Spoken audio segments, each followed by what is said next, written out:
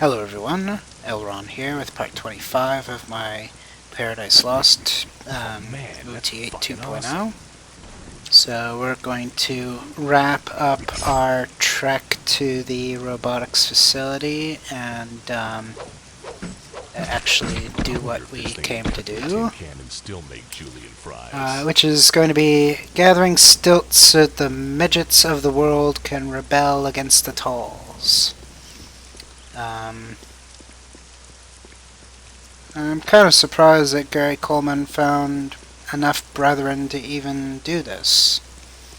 I guess I'm even more surprised that he tricked some 7-foot juggernaut into believing that he too was a midget. Just a midget that's taller than an average person. Hello? Hey, how about some service here? No one's looking. May as well just But walk in and in help any yourself. case, we'll turn Big McWillis into a midget yet. So we'll make his size match his identity, or what he identifies as. Just for fun, I try to kick the button instead of press it. By the way, it looks like they are letting us pick up water bottles, which is a nominal bit of healing, so you may want to conserve those for a rainy day.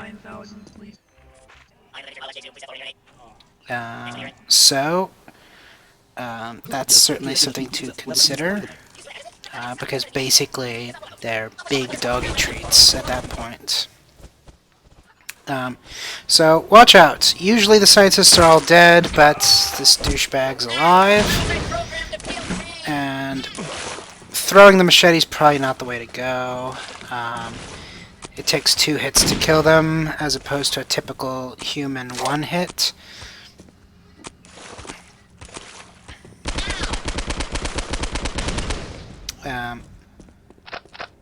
And then I do find my machete, and as I've mentioned in the OT8 guide at some point, if I ever fail to find a lost machete, I will kill myself, because I don't consider myself alive at that point.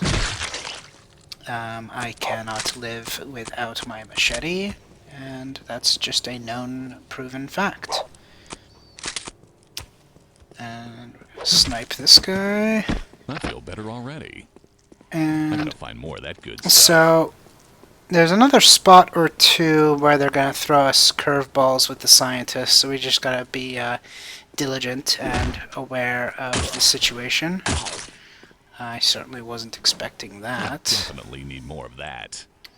And I don't think he's really inclined to move, so we're gonna need to go nuts. You weren't gonna die today. Surprise.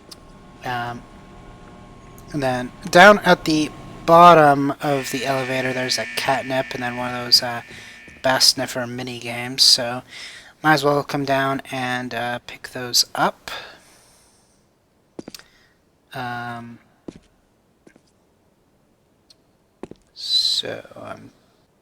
could never remember all the secret handshakes to do all these various things, like where I need to crouch, where I need to jump, and all that good stuff. So now we're going to climb up.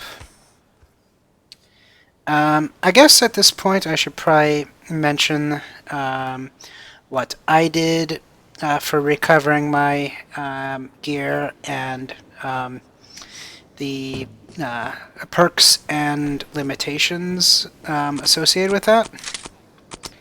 So I took the approach of skipping most of the post office and only grabbing what was available in the entry hall and at 82 Ears with Big Deke, or whatever his name is. So that'll get you your catnips and your various essentials. But you will lose your money and you will also lose your habibs. One for your mother. So, if you want your money and your habibs and the various other things that I feel better already. did not end up acquiring, then you're going to need to actually go and brave that situation. I definitely need more I didn't of that. try extensively because gotta I find more of that good didn't stuff. fully know the extent of what I was missing until after the fact. I didn't notice that my money wasn't part of what was recovered, or the Habibs. I may have given it more than just one attempt if I'd known that I lost that much. But the way I saw it was, I don't care about my various ammos. If I do decide at some point that I need rocket fuel, I can just buy it from the vending machine with the money that I thought I was going to be keeping.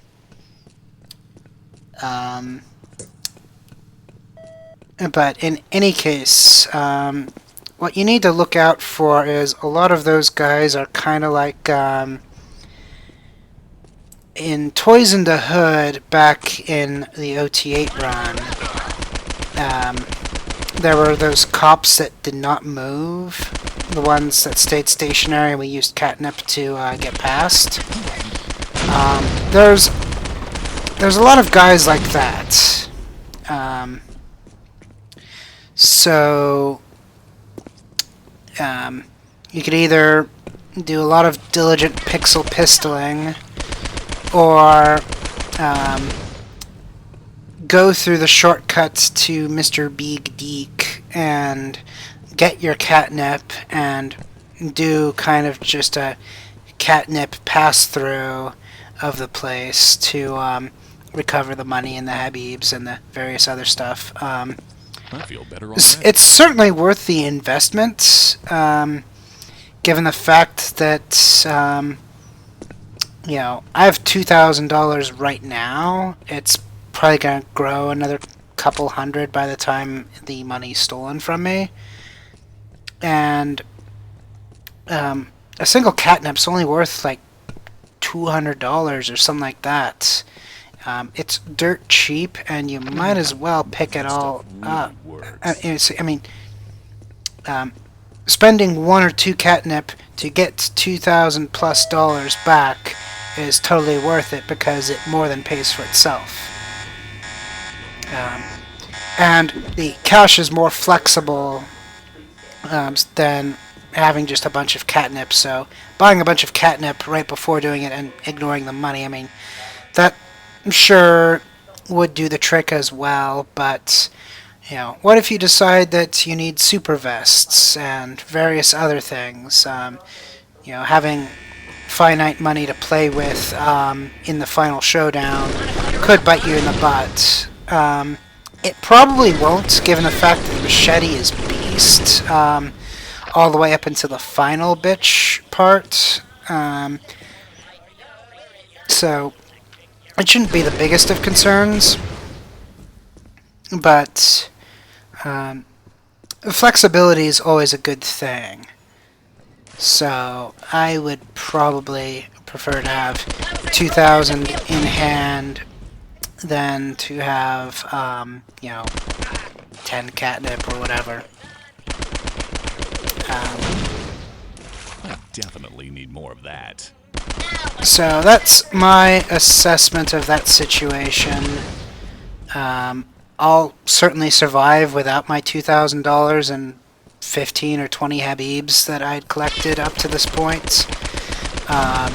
But if you need that stuff, then it may be worthwhile to attempt to go and retrieve it.